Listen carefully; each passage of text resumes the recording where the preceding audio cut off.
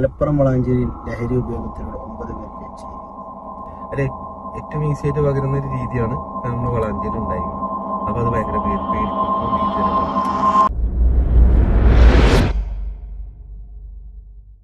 ഇന്ന് നേരം മുതൽ ഒരു 6-7 മെസ്സേജ് ഇതുമായി ബന്ധപ്പെട്ട് മാത്രം നമ്മുടെ സുഹൃത്തുക്കളെ മെസ്സേജ്. മലപ്പുറം വളാഞ്ചേരിയിൽ ലഹരി ഉപയോഗത്തിലൂടെ 9 പേർക്ക് ചെയ്തു. 9 പേർക്ക് HIV എന്ന് പറയുമ്പോൾ അത് വളാഞ്ചേരിയിൽ മാത്രം 9 പേർ. അതൊരു ഭീതിപ്പെടുത്തുന്ന കണക്കാണ്. അതുകൊണ്ടായിരിക്കും ആളുകൾ ഇങ്ങനെ മെസ്സേജ് ഇതില് ഭീതിപ്പെടുത്തുന്ന കണക്ക് എന്നതിന്റെ അപ്പുറത്തേക്ക്, അതായത് നമ്മളെ എയ്ഡ്സ് ബാധിക്കാൻ അല്ലെങ്കിൽ ഇത് പകരാൻ സാധ്യതയുള്ള ഏറ്റവും ഇപ്പോ ഇന്ന് നമ്മളെ സുരക്ഷിതമല്ലാത്ത ലൈംഗിക ബന്ധത്തിലൂടെ സുരക്ഷിതമല്ലാത്ത ലൈംഗിക ബന്ധം. പിന്നെ രണ്ടാമത്തെ കേസ് ഇപ്പൊ ഇന്ന് നമ്മുടെ വളാഞ്ചേരി നടന്ന കാര്യം, അതായത് ഈ ലഹരി പദാർത്ഥങ്ങൾ ഉപയോഗിക്കാൻ വേണ്ടി ഉപയോഗിക്കുന്ന സിറിഞ്ചുകള്, നീഡിലുകള്, ഇതിലൂടെ ഉണ്ടാകുന്ന പകർച്ച. ഇതാണ് പ്രധാനമായിട്ടും പകരുന്ന 2 രീതി. അല്ലെ, ഏറ്റവും ഈസി ആയിട്ട് പകരുന്ന ഒരു രീതിയാണ് നമ്മുടെ വളാഞ്ചേരി ഉണ്ടായിരുന്നത്. അപ്പൊ അത് ഭയങ്കര പേടിപ്പെടുത്തുന്ന ഭീതിജനകമാണ്. അതായത് ലഹരി, ഇപ്പൊ നമ്മുടെ സമൂഹത്തിൽ ലഹരി ഉപയോഗം ഒരുപാട് കൂടിയിട്ടുണ്ട് യുവാക്കളിലൊക്കെ. അപ്പോ ഈ രണ്ടാമത്തെ രീതിയിലൂടെ 9 പേർക്ക് അത് വന്നിട്ടുണ്ടെന്ന് പറയുന്നത് അതിഭയാനകമായ ഇതാണ്. 9 വളാഞ്ചേരിയിൽ കൂടുതൽ ടെസ്റ്റുകളും അതിന് ബന്ധപ്പെട്ടിട്ടുള്ള നമ്പർ ഓഫ് ടെസ്റ്റുകൾ കൂട്ടേണ്ടി വരും.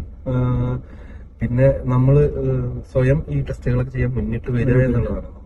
അപ്പൊ നമുക്ക് രക്തത്തിലൂടെയും ഉമിനീരിലൂടെ ഒക്കെ ഇത് ടെസ്റ്റ് ചെയ്യാനും സാധനങ്ങൾ, പിന്നെ നമ്മുടെ വീട്ടിൽ തന്നെ വന്നിട്ട് ടെസ്റ്റ് ചെയ്യാവുന്ന സൗകര്യങ്ങൾ വരെ ഒരുക്കാൻ പറ്റുന്ന സൗകര്യങ്ങളും സാഹചര്യങ്ങളും ഉണ്ട് ഈ എയ്ഡ്സ് പരിശോധന. പെട്ടെന്ന് കണ്ടുപിടിക്കാവുന്നതാണ്. നമ്മുടെ ഉമിനീരിലൂടെയും രക്തപരിശോധനയോടെ വലിയ ചെലവ് കൂടെ ഇല്ല. ഇത് നമ്മുടെ ഗവൺമെന്റിലൊക്കെ വളരെ സൗജന്യമായിട്ട്, പിന്നെ പ്രൈവറ്റ് ലാബുകളിലാണെങ്കിൽ വളരെ ചെറിയ നിരക്കിൽ തന്നെ ചെയ്യാൻ പറ്റുന്ന ടെസ്റ്റുകളൊക്കെ. പിന്നെ ഇത് ഒന്ന് ജസ്റ്റ് പോസിറ്റീവ് ആണ് തോന്നിക്കാനും തുടർച്ച ടെസ്റ്റുകളും കാര്യങ്ങളൊക്കെ അതിന്റെ പുറമെ ഉണ്ടാവും. പക്ഷെ എന്നാൽ പോലും ഇത് അറിഞ്ഞിരിക്കാന്നല്ല.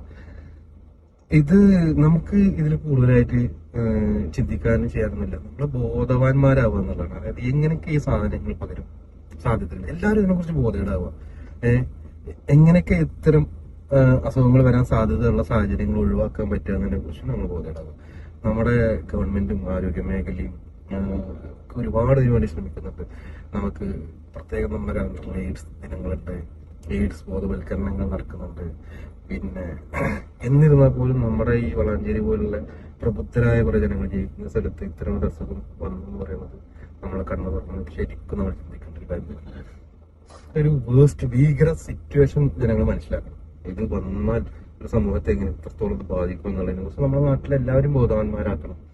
അതായത് ഇത് വരാണ്ടിരിക്കാനുള്ള സാഹചര്യങ്ങൾ എന്തൊക്കെയാണെന്നുള്ളത്, ഇത്തരം ലഹരി ഉപയോഗങ്ങളിൽ നിന്നും സിറിഞ്ചുകൾ, നീഡിലുകൾ ഉപയോഗത്തിൽ സുരക്ഷിതമല്ലാത്ത ലൈംഗിക ബന്ധത്തിൽ നിന്നും ആളുകളെ മാറ്റി നിർത്താൻ നമുക്ക് പറ്റണം. ജനങ്ങളെ ഈ സമൂഹത്തെ നമ്മൾ പറഞ്ഞ് ബോധ്യപ്പെടുത്തി കൊടുക്കണം. നമ്മുടെ സർക്കാരുകൾക്കുള്ള പോലെ തന്നെ ഒരു ഉത്തരവാദിത്വം നമ്മൾ ജനങ്ങൾക്കുണ്ട്. ഞാൻ ലഹരി ഉപയോഗിക്കുന്നില്ല എന്ന് പറയുന്നതിനോടൊപ്പം തന്നെ എന്റെ സർക്കിളിലുള്ള, എന്റെ സമൂഹത്തിലുള്ള പലരെയും ലഹരി ഉപയോഗിക്കാൻ ഞാൻ സമ്മതിക്കില്ല എന്നും കൂടി തീരുമാനിക്കുന്നിടത്താണ് ഇത്തരം കാര്യങ്ങൾ സക്സസ്ഫുൾ ആവുക.